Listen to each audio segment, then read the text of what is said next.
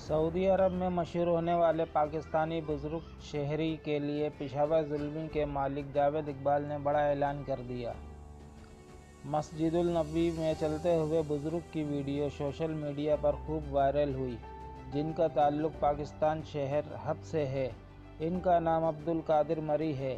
इनके बारे में सऊदी अरब के महकमा तफरीहात ने भी मालूमात जानने के लिए ट्विटर पर पैगाम जारी किया।